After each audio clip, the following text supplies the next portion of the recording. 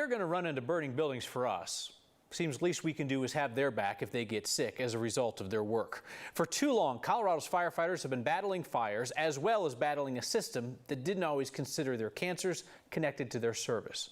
Our Anusha Roy looks at how that's being fixed. There has been life-changing evolution within the fire industry. Historically, it was you need to be tough. Now, Denver's Deputy Fire Chief Kathleen Vandenberg said it's all about being honest about the job. World Health Organization in July of this summer made the designation that the act of firefighting is carcinogenic. But for more than a decade, some firefighters have struggled to get the help they need in Colorado.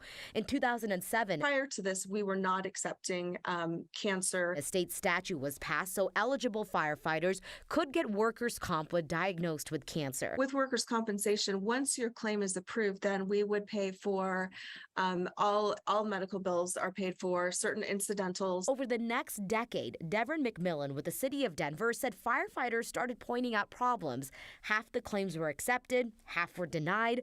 Firefighters were trying to prove they got job-related cancers while fighting cancer and waiting as long as 6 months to hear if they would get workers' comp. During which time employees are paying out of pocket. If they were denied, they relied on their own insurance and paid out of pocket as well. Panic, like not knowing what your future is going to be and to be worried about your family, your own well-being.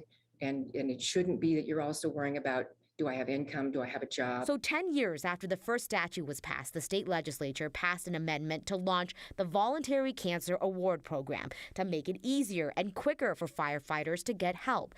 But the Denver Fire Department was evolving again and hiring more women. Right above 8% right now with a commitment that we will be increasing. Breast cancer was not on the list of cancers eligible for coverage with this newer program, and a couple of women had started falling sick. Fortunately, they were not covered under the current presumptive laws. That prompted this latest evolution, expanding which cancers and the number of firefighters who can get help. We matter, and that we're going to be taken care of. So there were 5 cancers on the original list for coverage, and now breast cancer was added last year. Thyroid cancer will be added next year to the Voluntary Cancer Award Program.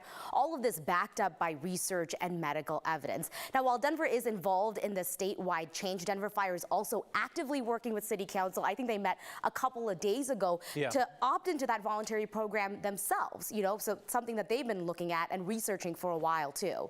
So some of these hazards seem like the kind of thing that you deal with in all kinds of workplaces, and then some are obviously very specific to firefighting. Yeah, and some of these challenges, I asked the state, does it go beyond firefighting? And, there's things that are easier to prove that connection, right? If you fall, if you break a bone. But proving that you have something like cancer and that it's from work is a lot more complicated. So that's why you have these newer programs that are aiming to take that guesswork out of it to make it easier for firefighters. But at the same time, that's a one-time payout, but it's easier to get, while workers' comp would cover more, but it's just so much harder for a firefighter to be able to get. Anusha, thank you.